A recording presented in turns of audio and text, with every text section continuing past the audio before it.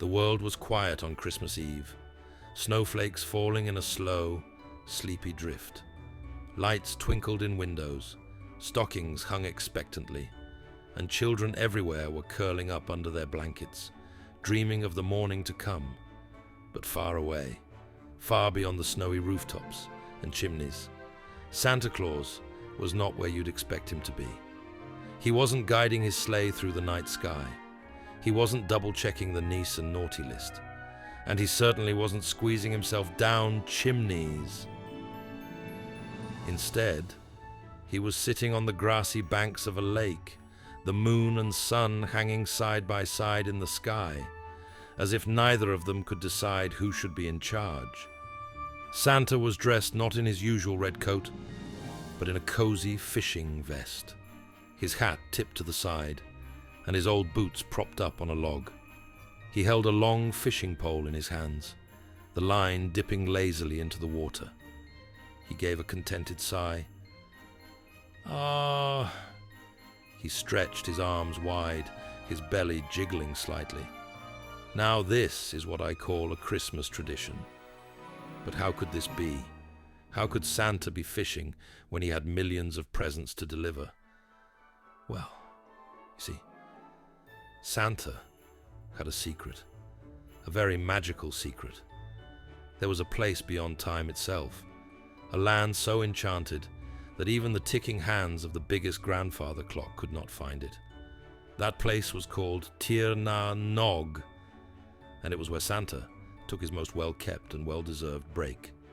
Because in Tir Na Nog, time stands still.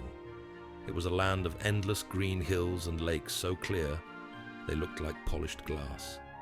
A place where the stars blinked in every color, and reindeer could be seen grazing lazily in golden fields.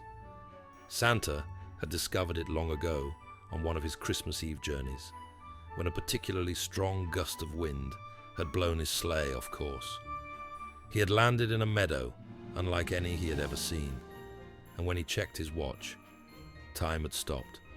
Since then, every Christmas Eve, before his long night of gift-giving began, he made a quick trip to Tir Na Nog to cast a fishing line, let his mind drift, and simply enjoy the moment, because in this place, he could relax without falling behind.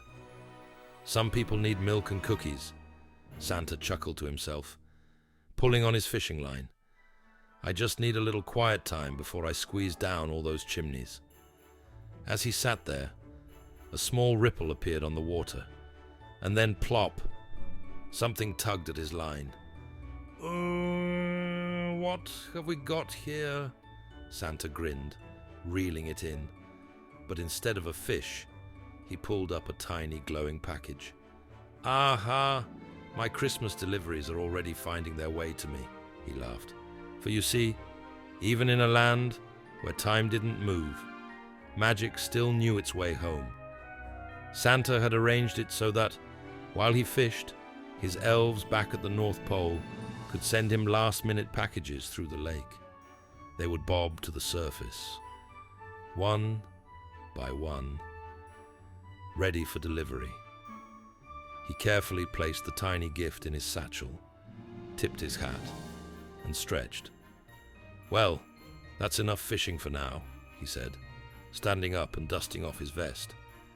Time to get back to work.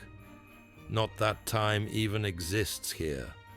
With a wink to the moon, a nod to the sun, and a twinkle in his eye, Santa climbed into his sleigh, where his reindeer had been patiently waiting.